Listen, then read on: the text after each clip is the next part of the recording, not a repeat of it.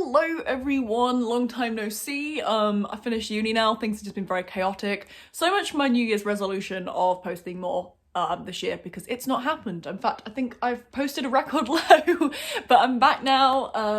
You know, hopefully gonna start making some more regular videos.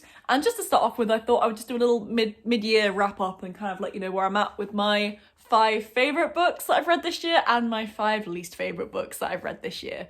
So let's get going. I think this year I feel like I've had a very consistent, you know, nothing that's blown me away, but also not much that I've absolutely despised either. So that's not a bad place to be. So I'm gonna start off with the highs and get going with my 5 favourites. So first of all, we have An Unkindness of Ghosts. I really love this. First of all, I'm not a huge sci-fi reader. This is a sci-fi book, so I'm probably not gonna be the best at describing kind of what it is. Definitely go check out a summary, but it basically follows the main character Asta, who is kind of a assistant medic on this kind of ship, and it's a huge ship, self-contained, that is basically its own kind of like, it's got different levels of society on it, and it's a really kind of interesting way to look at these kind of class and race issues in this sci-fi setting. I found that really interesting. It did take me a little while to get into it, but kind of once I did get into it, once I kind of got invested in the story and what was going on, I was absolutely hooked. And I binged the second half of it. It definitely was not an easy read. There were some very harrowing moments in places. Again, it does deal with these themes of kind of classism and racism. Probably isn't a book for everyone. As I say, I'll definitely maybe look at some reviews first. But yeah, no, I really enjoyed this, really glad I read it. It's also available on the Audible Plus catalogue, or at least it was last time I checked, so definitely check that out if that's something that you use. And overall, I gave this a really solid 4 stars. So next up, at number 4, I have Jade City by Fonda Lee. And this is another one that I really loved. Urban fantasy, political, gang clashes, you know, it's really, well, I loved it. Again, I think it was because it's very politics heavy, it took a little while to really get invested. But so far, I feel like the thing that's missing in it at the moment is I feel like I like the characters, I don't quite love them yet, but there's another 2 books to kind of really kind of consolidate those connections. I feel this book was very much setting things up. I love the politics in it, I love the magic system. It kind of uses Jade to kind of enhance kind of physical abilities. But also there is a risk that your Jade can send you mad, which is always a nice little, I love magic systems that have a little bit of a kind of double-edged sword to them, right? It just makes things a little bit more interesting, puts the stakes up there a little bit higher. Cannot wait to, I think it's Jade War next? I think it's Jade War and I think it's Jade Legacy.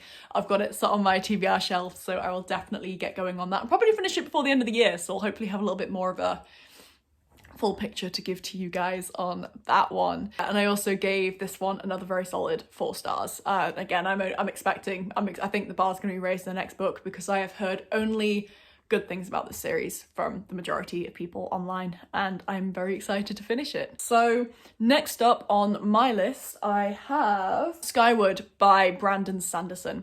So this follows a girl called Spin, who's always wanted to be a pilot. Oh, my dog wants to come up with me. Come on. Come here. Good boy. You gonna say hello to the camera? No, he's got camera shy, but he's next to me. Let's see. Tusky? Hello. He's my absolute baby. But he's also very scared of my tripod. He's just been kind of looking at it like, what are you doing here?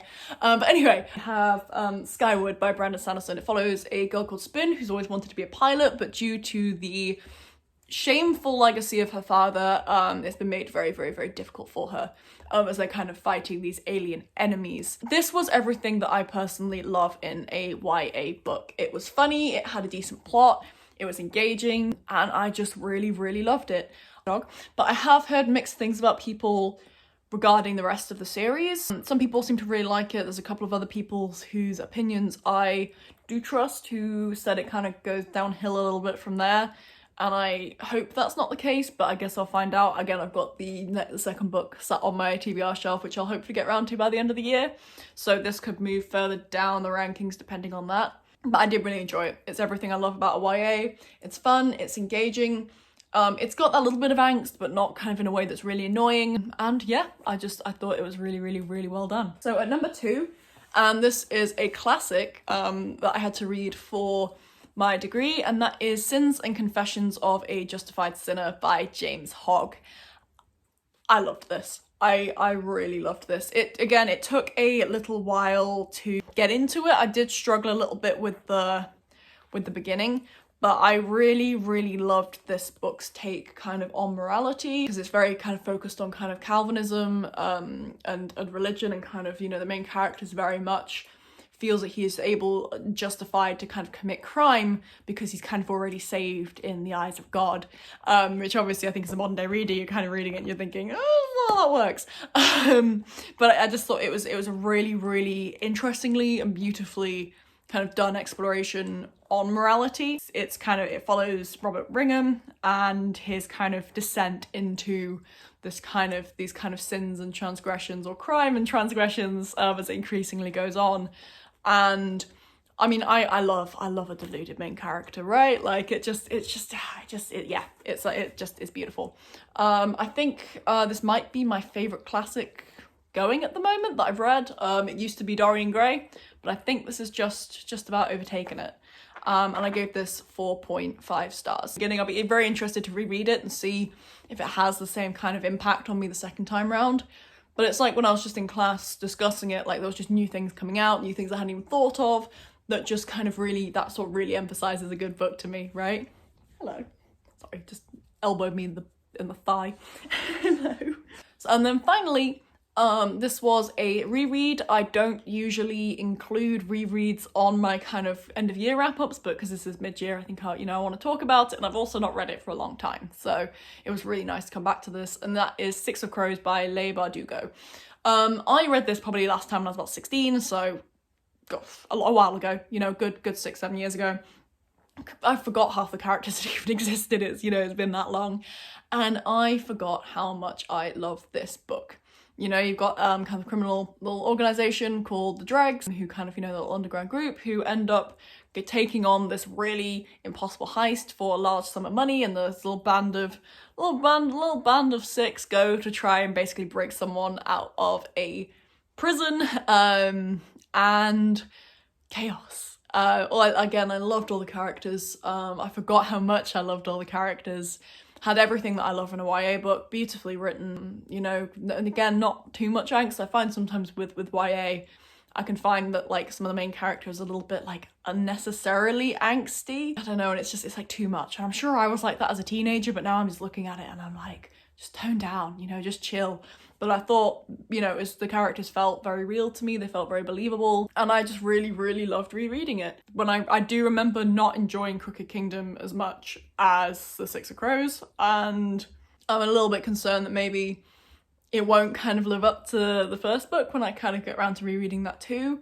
But yeah, it's popular for a reason, and if you're looking for a new YA duology and you've not checked it out just yet, I mean, not new, it's been out for ages, but if you're looking for a series to read that you've not started yet, then I do highly recommend picking it up, because I think it's probably one of my favourite YA series, as long as Crooked Kingdom isn't as isn't how it is in my head. I feel like I've just got that. I feel like I skim read it and I just kind of missed a lot of it. So it'd be really nice to reread that again, probably end of this year, maybe beginning of next year. But this was the only 5 stars that I've given out all year so far. I'm hoping to give out more 5 stars throughout the year, because I don't like being stingy, but not much has really got me yet. So if you do have any 5-star reads, please recommend them down below, because I would love to hear it. So moving on, let's go to my 5 least favourite books. And as always, I do just have to preface this by saying, just because it's my least favourite book does not mean it is a bad book. If you love this book, if this book is your favourite book, that is fine, that is great. I'm glad you found some joy in them. And honestly, the 5 on this list, I didn't even dislike that much. They're at the bottom of my kind of ranking list at the moment. But there's still, most of them, apart from one, which I kind of despised, I still quite enjoyed them. So let's get going. So to start off with, I have the last volume of Attack on Titan by Hajime Isayama. That's what happens when you see things in the kind of mirrored back at you. You try and read it backwards and it just doesn't work. And I had a blank on his name because I can't remember authors' names, which is why I keep forgetting to add them into the video. But yeah, this was very anticlimactic for me. I feel like there's been a lot of debate about the ending, and honestly, I didn't mind the ending like how it kind of played out. I just feel like it needed another couple of chapters to wrap it all up in a way that was satisfying. Like, I felt like the journey with, you know, with who was left just felt very cut short, and it just didn't do it for me. Like, I just kind of like finished it and I was like, is that it? Like, you know, I still gave it 3 stars. Like, it wasn't terrible, it wasn't great, it wasn't, in my opinion, a masterpiece finish to, you know, aside from the problematic aspects that many people have raised regarding the series.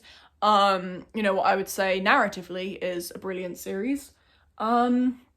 It just flopped a bit for me, in my opinion, and it was disappointing. And I know I'm very late to the party on this one. I just didn't get round to it until now, but yeah, it was just, yeah, it was what it was. So next up on the list, and again, this isn't one that I particularly disliked. I really liked the story, the kind of the ideas behind it, but it was just a little bit slow for me, and that is The Floyer by Charlotte, I think it's Decker.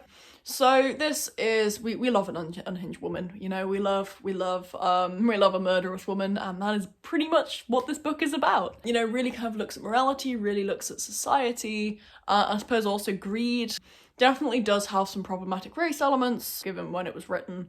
Not surprising, but still something to bear in mind. But yeah, it was fine. You know, I enjoyed it. I think there's probably better examples in the modern day for this sort of kind of, I don't know, you know, unhinged woman narrative. I mean, I don't think I've actually read any, but I'm sure I could probably find some if I looked for it. There's a reason I think I probably hadn't heard of it before studying it on a module, just because it was fine. You know, it was fine. I enjoyed it, but it wasn't anything overly memorable, and it isn't a book I would probably recommend to anyone. So next up, we have The Night Circus by Erin Morgenstern. Or Morgenstein, I can't remember. We'll see on the screen. So this was another 3-star read for me. Again, it was fine. I just got bored. I think it's a sort of book, those sorts of books are very vibe driven, or vibe no plot. I feel like when they're as long as The Night Circus is, for me personally, they don't really work. Like, Piranesi is one of my favourite books of all time, and that is very vibe heavy. But it's just so short. Like, it doesn't kind of lose its charm through the length of the book. It just kind of, you know, it is what it is, and then it gets into the plot, and then it's done, and then it was a beautiful reading experience. For me, this was just too long for what it was trying to do, and I couldn't really tell you much about it. I feel like I just kind of tuned out, zoned out. I listened to the audiobook. It was nice to listen to, nice, relaxing to listen to, but I didn't really feel engaged, I didn't connect with the characters, and I just didn't really care. You know, it's the sort of thing on paper I thought I'd really enjoy. You know, you kind of got like a competition going on between 2 magicians, and it's, you know, magic, circuses, just really nice in theory kind of book, but it just fell flat for me. I just got bored, which I think is probably the key thing for most of the books down this end of the list, is they weren't bad books, I personally just got bored. Next up, we have Mariah by Mary Woolstonecraft. So Mary Wollstonecraft is Mary Shelley's mother. And again, it was for a module. I've not read Mary, I've just read Mariah, and really kind of explores womanhood, particularly around kind of, you know, having a child outside of wedlock, which at the time was taboo, and kind of the different treatments that these kind of women get depending on their class, depending on all sorts of kind of other varying factors, but ultimately it's all not great. And it was fine. It's an unfinished book as well, which really kind of, I don't think, probably helped. It was interesting, I think, especially, you know, if you're kind of into Mary Shelley, it's definitely worth checking out, because, you know, there is definitely, I think, some kind of correlation between a few themes and the things that they've written. But again, it was just, I didn't get on with the writing style. I found it a little bit too heavy going. I like dark books. I like darkly themed books. I think for me personally, there needs to be a little bit of light and shade, and I really struggle with books that are all shade and no light. You know, I kind of need just a little bit of witty humour, or a little bit of, I don't know, just something just to kind of keep me going. I really struggle when it's just kind of really dark, heavy. Doesn't mean it's a bad book, it's just personal preference. And I think because there was no ending, because it wasn't complete, it really kind of just wore down on me a little bit, and it just kind of didn't give me I suppose there was no like final revelation to really kind of make it all worth it either, which kind of, yeah, unfinished books are always a little bit tricky, I suppose, but it just wasn't my cup of tea. However, Matilda by Mary Shelley, I was really pleasantly surprised by. I was really surprised because all I knew about it was about incest. and it was a surprisingly moving story, and I would recommend, because it was published much later after she died, and if you've not read it and you're if you're into Mary Shelley, it's definitely worth checking out, but also a very heavy read. And yeah, it left me feeling very, very depressed by the end of it. It's not very long, so yeah, just food for thought, right? And then finally, my last book on this list, which was probably my most hated book of the year, and the only book on this list that I would say I actually actively did not enjoy, and would just kind of, I don't know, really, really gave me the meh, was What If It's Us? And I had really high hopes for this. I was expecting fun, queer, love, happiness, joy. And it definitely was fun. It definitely made me laugh in places. A little too cringy maybe for my liking, but like it did bring me moments of joy, moments of laughter. But I had two huge issues with this book, and that is mainly the first one. It felt like it was throwing in problematic cultural references for the sake of it, in a way that it almost felt, I don't know, it kind of almost felt to me like it was trying to be like, oh, look at me, I'm talking about J.K. Rowling all the time. Like, there was so many Harry Potter references. There was, and it actually kind of referenced, you know, J.K. Rowling directly herself at one point. Also, this problematic coffee chain that one of the main characters really likes to go to, and there's this whole little subplot about how basically he's like lying to his girlfriend that he goes to this sustainable one, and like the best friend of the main character, he's going to a sustainable coffee chain when actually he's got this really guilty pleasure for this really kind of like ethically icky known one. And it's like, what are you trying to do with this, you know? Like, why are you, what point are you trying to make here?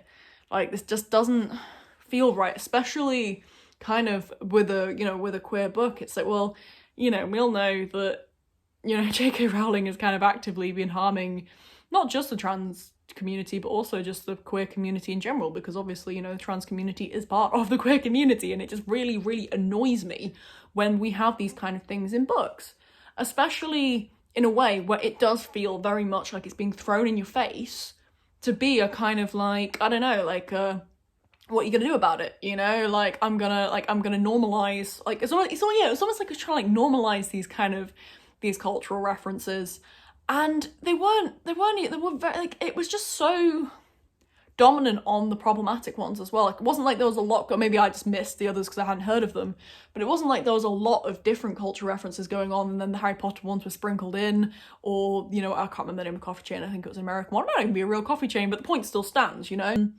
And it's just not the sort, it just, something about it just really, nearly kicked my tripod over out of anger, but something about it just really did not sit well with me. It just made me feel very meh. And the other thing was, in my opinion, for the type of book that it was, the ending did not fit. The ending was realistic, it was fair enough given the circumstances, but given the tone, given the way the book was written, the style, the kind of everything else, it just didn't make sense. Like, it just kind of felt like the ending of one book had been cut from another book of like a completely different tone and then slapped onto the end of this one.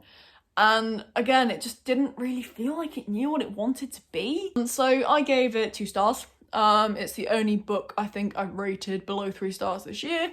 Wouldn't recommend it. Again, I was very disappointed, especially because both authors are very high profile, but yeah, I guess it is what it is, right? But yeah, that is my 5 favourite and 5 least favourite books of the year so far. Be sure to tune in at the end of December, beginning of January, when I kind of do my full list, and we can see how this has changed, because I'm expecting some tough contenders to come through now I've finished uni and I can actually read all I want to be reading. I've got a couple of books on the go at the moment. I've actually started reading Strange the Dreamer, which I'm really, really enjoying, by Lani Taylor. I really need to stop trying to read these back. I keep looking at it and I'm like, what is that letter? And I'm like, oh, it's mirrored. I am dyslexic, but that's not me having a dyslexic moment. That's me having the camera is mirrored moment. And I'm really enjoying that so far. I think that's going to be a tough contender. Potentially could knock some of the higher off books off their thrones. But yeah, let me know what your favourite books of the year so far are, your least favourites as well. Have you read any of these books on this list? What are your thoughts on them? Please let me know. And I will see you all very soon, hopefully not in 6 months because I'm terrible at making content. Well, I hope to think I'm not terrible at making content, I'm just terrible at making consistent content. There we go. Positive mental attitude, right? It's all about the language choice. But yeah, I'll see you all very soon. Bye guys.